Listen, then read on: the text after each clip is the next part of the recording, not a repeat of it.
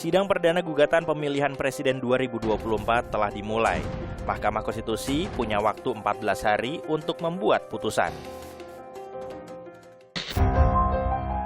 Berdalih menjual foto eksklusif dirinya, Livi Renata justru dihujat netizen soal buka donasi.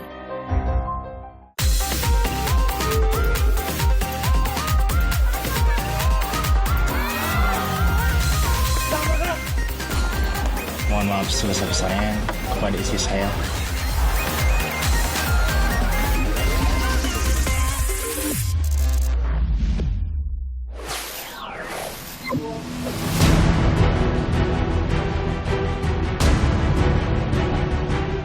Saya sudah mengatakan itu permohonan yang super cengeng.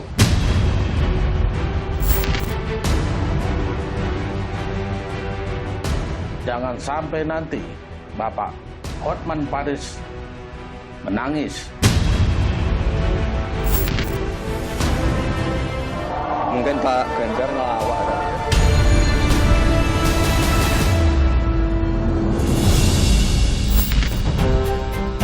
Drama pemilihan presiden masih berlanjut.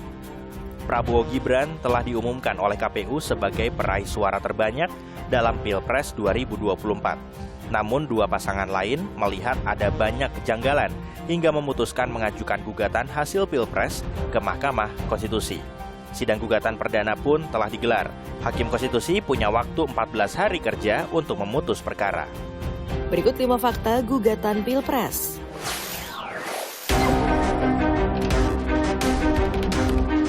Fakta 1, siapa yang menggugat dan isi gugatan Pilpres. 23 Maret 2024, tim pemenangan Ganjar Mahfud mendaftarkan gugatannya ke MK. TPN menyebut seluruh dugaan kecurangan berawal dari nepotisme yang berujung penyalahgunaan kekuasaan. Ada diskualifikasi, kita juga memohon pemungutan suara ulang di seluruh TPS di Indonesia. Jadi bukan di satu tempat atau dua tempat, tapi di seluruh Indonesia.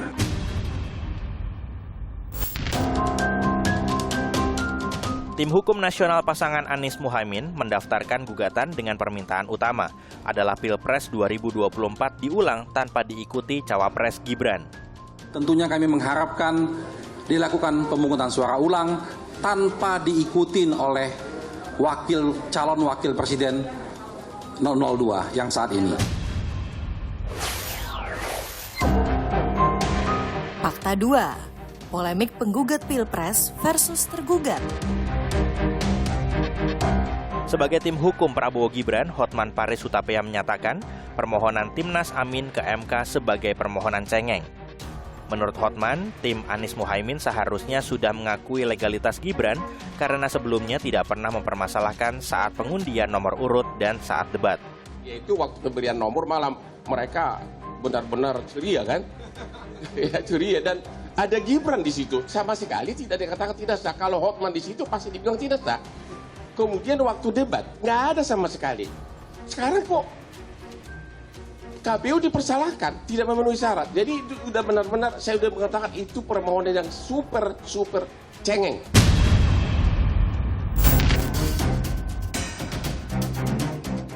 Menanggapi itu, TPN Anies Muhaimin berkelakar, jangan sampai Hotman Paris menangis dan Otto Hasibuan masuk kamar bila nanti kalah di sidang MK.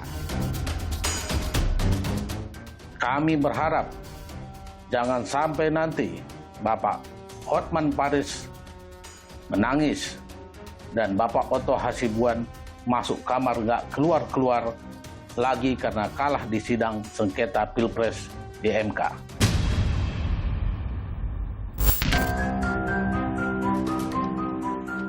Namun tim kuasa hukum Ganjar Mahfud berdalih, penetapan Gibran sebagai cawapres adalah keputusan prematur karena sudah diuji di DKPP dan dijatuhi hukuman etik kepada Ketua KPU dan Komisioner KPU. Namun Gibran justru menyebut Ganjar Pranowo tengah melawak karena menulis perolehan suara Prabowo Gibran di seluruh TPS adalah 0. Saya nggak ngerti maksudnya itu apa. Mungkin Pak Ganjar ngelawak tadi ya.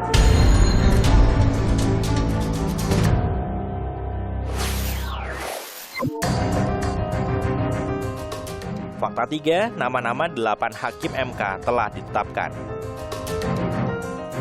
Suhartoyo, Guntur Hamzah, Eni Nurbanisi, Saldi Isra, Daniel Yusmik Foek, Arif Hidayat, Ridwan Mansur, hingga Arsul Sani adalah nama hakim memimpin sidang sengketa Pilpres 2024. Yang jadi pertanyaan publik adalah soal posisi paman Gibran, Anwar Usman, di sidang gugatan. Namun semua telah terjawab di sidang perdana. Anwar Usman tidak terlibat dalam sidang sengketa Pilpres.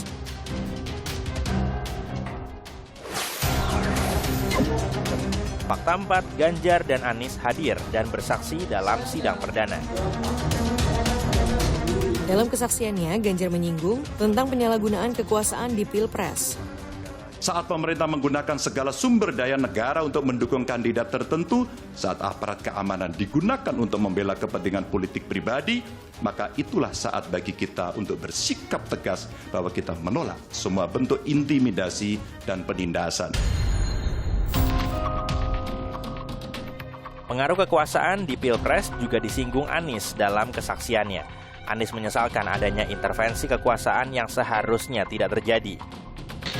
Serta penyalahgunaan bantuan-bantuan dari negara, bantuan sosial yang sejatinya diperuntukkan untuk kesejahteraan rakyat, malah dijadikan sebagai alat transaksional untuk memenangkan salah satu calon.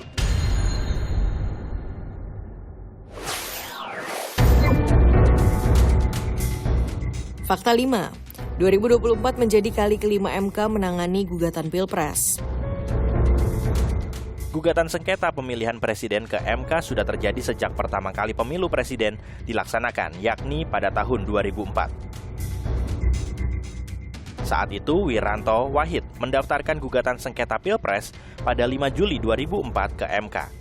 Namun, Majelis Hakim MK menolak seluruh permohonan sengketa. Dalam pemilihan presiden 2009, Megawati Prabowo dan Yusuf Kala Wiranto tidak terima SBY sebagai petahana menang dengan suara yang cukup besar.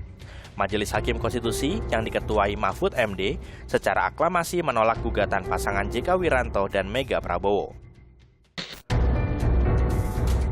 Pada 2014, Prabowo Hatta Rajasa mengajukan PHPU dengan tudingan sejumlah kejanggalan di 52.000 TPS. Lagi-lagi MK menolak seluruh gugatan PHPU kubu Prabowo karena tidak terbukti ada kecurangan Pilpres 2014 yang masif, sistematis, dan juga terstruktur. Pada 2019, BPN Prabowo Sandiaga juga sempat mengajukan gugatan sengketa PHPU ke MK. MK pun memutuskan menolak seluruh gugatan perselisihan Pilpres 2019.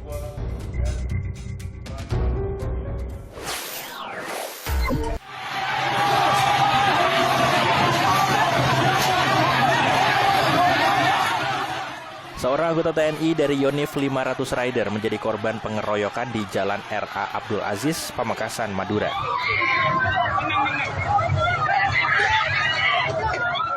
Peristiwa pengeroyokan ini berawal saat korban meminta izin ke salah satu grup musik yang ada di lokasi untuk memindahkan kendaraannya karena mobil korban akan keluar. Salah satu dari anggota grup musik tidak terima, lalu terjadilah pengeroyokan. Atas peristiwa ini, korban telah melapor ke Polres Pamekasan.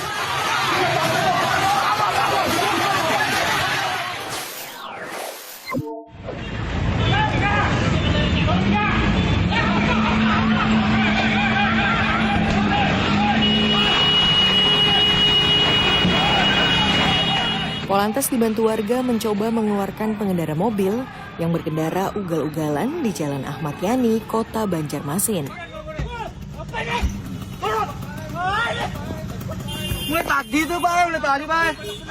Pengendara dihentikan polisi karena nekat melawan arah, menyerempet kendaraan lain, hingga menerobos lampu merah.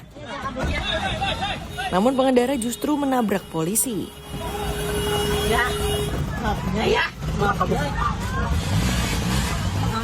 Usai ditangkap, kedua pelaku ternyata berkendara usai mengonsumsi narkotika jenis Zenit.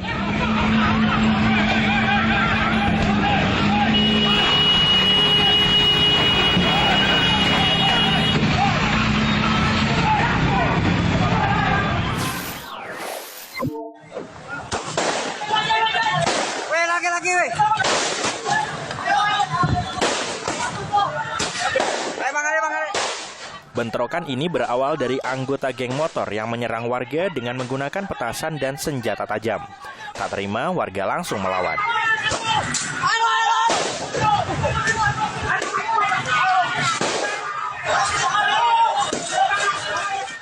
Bentrokan ini pun merembet hingga ke Jalan Raya Letjen Suprapto hingga sempat membuat kemacetan.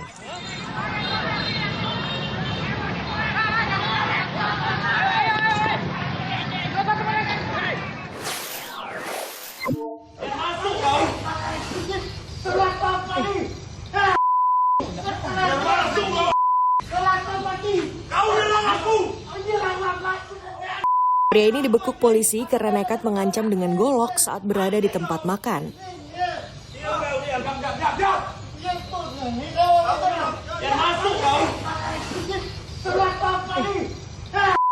Usai ditangkap, pelaku mengaku dendam dengan korban karena pernah menangkapnya atas kasus kepemilikan narkoba.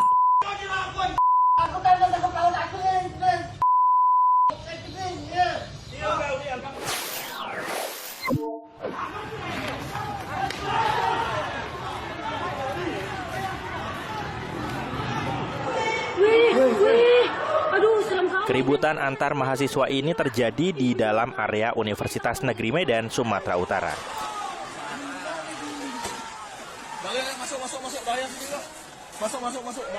Menurut pihak kampus, keributan antara Fakultas Teknik dan Fakultas Ilmu Keolahragaan ini terjadi karena kesalahpahaman. Keributan mereda setelah sejumlah staf dan dosen memisahkan kedua kubu.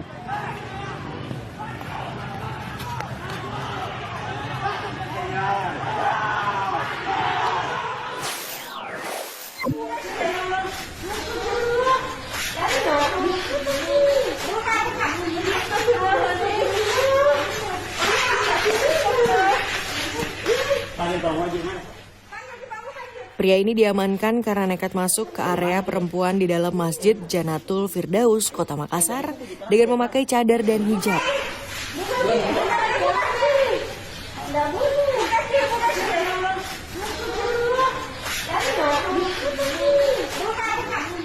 Hasil interogasi polisi, pelaku nekat melakukan hal itu karena ingin melihat wajah para jemaah wanita.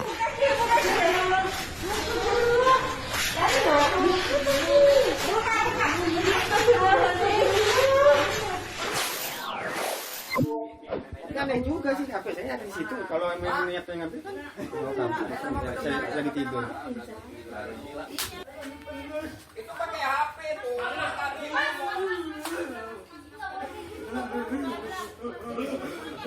Setelah terpergok akan mencuri motor, pelaku babak belur dihajar warga di Gang Jian, Jalan Jombang Raya, Kecamatan Pondok Aren, Tangerang Selatan. Pelaku tertangkap basah oleh pemilik rumah yang baru pulang dari berjualan. Berarti kamu bukan nggak sengaja nih, bukan nggak sengaja error, emang ini sengaja. Iya, disengajain. Jalan mana ulah dinanaonkeun?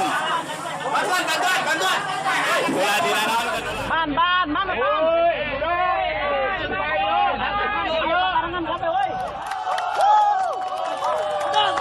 Warga yang resah dengan keberadaan toko miras ini bersama-sama menggerebeknya. Dua karyawan yang sempat terjebak di dalam berhasil keluar dari toko. Hancur.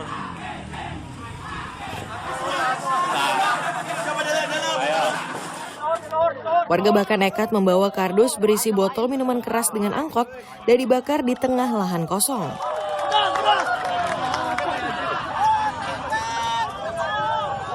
Warga kesal karena pemilik toko tetap nekat menjual miras di bulan Ramadan. Padahal sudah diminta untuk tidak buka. Pemilik juga nekat menjual miras ke siswa SD.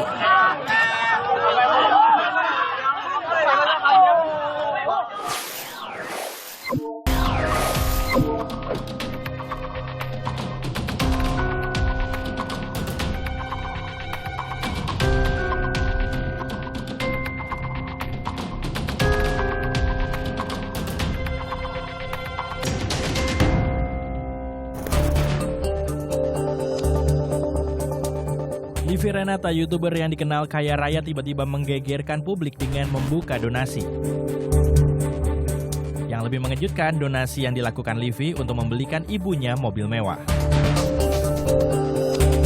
Meski ibu Livi sempat membanggakan kado dari putrinya ini, namun siapa sangka di waktu yang bersamaan warganet justru menghujatnya. Hingga ibu Livi memutuskan menutup kolom komentarnya.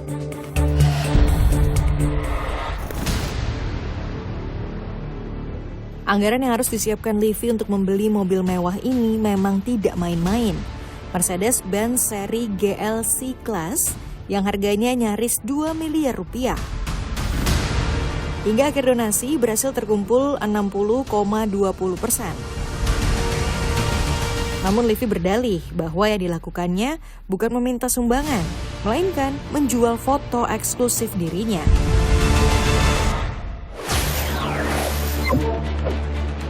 Livi bukan satu-satunya selebritas yang pernah membuka donasi. Sejumlah selebritas lainnya juga pernah melakukan hal yang sama untuk berbagai kepentingan. Siapa saja mereka? Tahun 2022, Aldila Jelita tiba-tiba membuka donasi untuk biaya pengobatan indera bekti. Hal ini dilakukan sang istri karena biaya pengobatan indera yang dinilai semakin besar. Walau sejumlah kalangan ada yang mencibir langkah Aldila, namun tidak sedikit selebritas yang tetap mendukung. Salah satunya Gading Martin yang merupakan sahabat indera bekti. Gading bahkan membagikan poster penggalangan dana untuk kesembuhan sahabatnya Indra Bekti.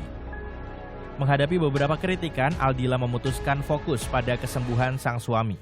Aldila justru berterima kasih kepada semua yang ikut membantu biaya kesembuhan Indra Bekti. Kalau itu sih sebenarnya aku nggak peduli ngomongin hal itu, saya mau fokus sama keluarga saya. Terus apalagi nih momen-momen indah banget buat aku, Mas Bukti udah bisa ingat anaknya, jadi aku mau fokus hal itu dan ya bisa dibilangin nggak peduli sama ngomongan yang lain. Aku fokus sama diri aku sama keluarga. Pokoknya Tuhan itu ada dari awal sampai terakhir ini. Masya Allah deh, pokoknya banyak orang yang ngebantu karena Mas Bukti itu baik. Dan aku berharap ya semuanya yang orang yang telah membantu Mas Bukti, semuanya dia yang nggak bisa, benar-benar nggak mau disebut namanya. Aku doain semua barokah, pokoknya hidupnya penuhin keberkahan, amin gitu.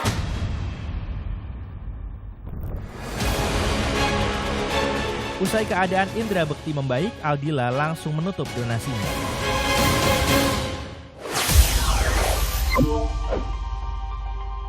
Jessica Iskandar juga pernah membuka donasi pada tahun 2022.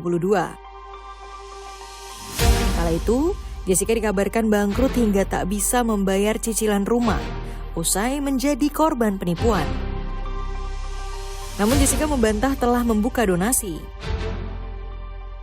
Jessica menegaskan open donasi yang pernah dilontarkannya di acara TV hanya candaan. Jika ada pihak lain yang mengatasnamakan dirinya, membuka donasi merupakan perbuatan melawan hukum.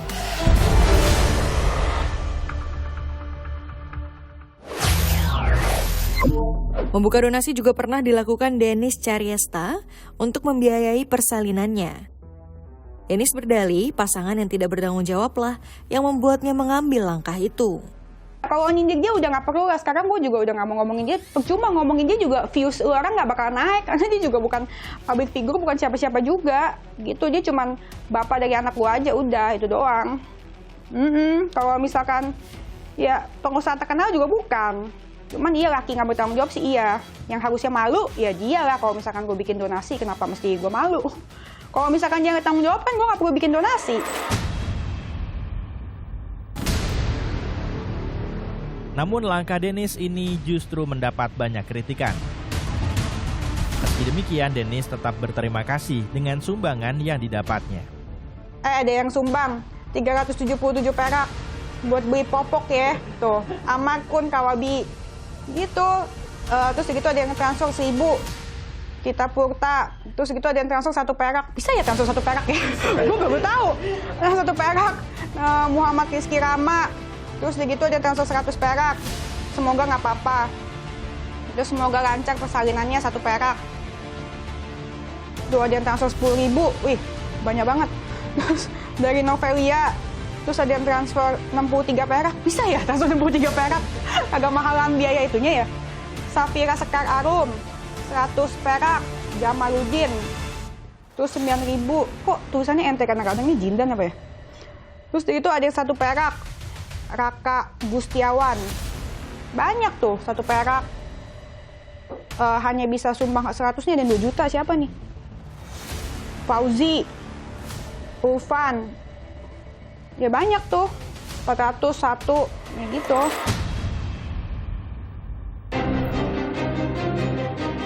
Secara resmi ada aturan dalam setiap gerakan donasi. Pengumpulan uang yang diatur dalam undang-undang adalah setiap usaha untuk mendapatkan uang. Setiap usaha pengumpulan uang harus dengan izin pejabat berwenang. Seperti Mensos, Gubernur, Wali Kota, Bupati.